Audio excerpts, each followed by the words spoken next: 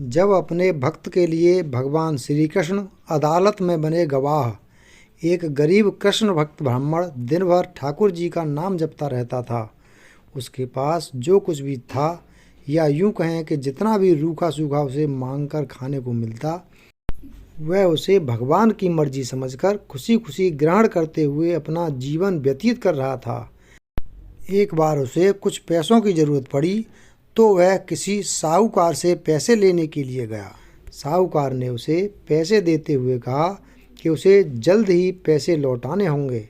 उसकी बात मानकर वह पैसे लेकर घर आ गया। वह ब्राह्मण हर महीने नियम से किस्त का हिसाब करके साहूकार के पैसे लौटाने जाता था।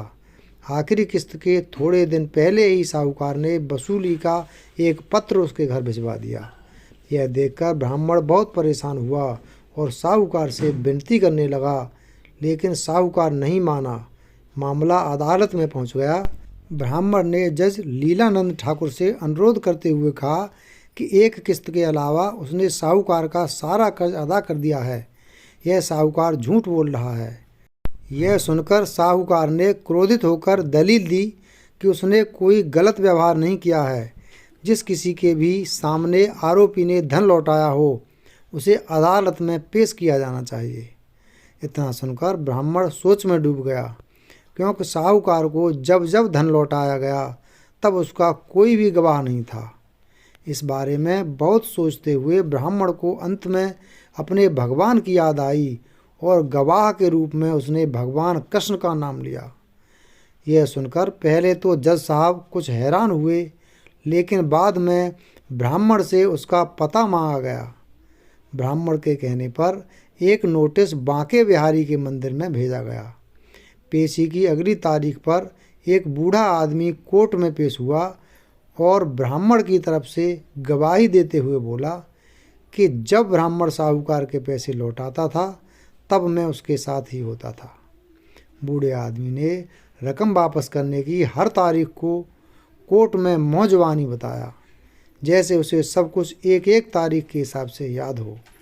साहूकार के खाते में भी बूढ़े आदमी द्वारा बताई गई रकम की तारीख भी सही निकली। साहूकार ने राशि तो दर्ज की थी, लेकिन नाम फर्जी लिखे थे।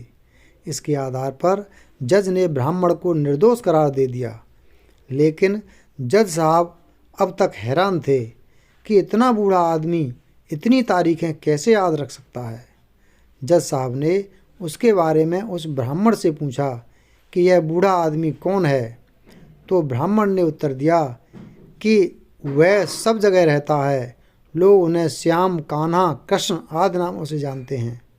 इसके बाद जज साहब ने फिर से उसको पूछा कि वह बूढ़ा आदमी कौन था। फिर ब्राह्मण ने कहा सच में उसे नहीं पता कि वह कौन थे। जज साहब को इस बात से बड़ी हैरानी हुई। उनके मन में सवाल पर सवाल आ रहे थे कि आखिर वह आदमी कौन था। इसी पहेली को सुलझाने के लिए जज साहब स्वयं अगले दिन बांके बिहारी के मंदिर में पहुंच गए। वह जानना चाहते थे कि आखिर बीते दिन जो आदमी अदालत में आया था वह कौन था। मंदिर के पुजारी से जब जज साहब ने पूछा और सारे घटनाक्रम की जानकारी करते हुए बात की, तो पुजारी ने उन्हें बताया कि जो भी चिट्ठी पत्री यहाँ आती है उसे भगवान के चरणों में रख दिया जाता है। जज साहब ने उस बूढ़े आदमी के बारे में भी पूछा, लेकिन पुजारी ने कहा ऐसा कोई भी आदमी यहाँ नहीं रहता है। ये सब बातें सुनने के बाद जज साहब को लगा कि वह साक्षात श्री कृष्ण ही रहे होंगे। इस घटना का जज साहब पर इतना असर पड़ा कि वे अपने आप को धन्य मानते हुए उन्होंने अपने पद से ही इस्तीफ़ा दे दिया और घर परिवार भी छोड़ दिया और स्वयं एक संत बन गए। स्थानीय लोगों का मानना है कि बहुत सालों बाद वह जज साहब पागल बाबा के नाम से वृंदावन में वापस लौटे और उन्होंने पागल बाबा मंदिर का निर्माण कराया। जय श्री कृष्ण। राधे राधे।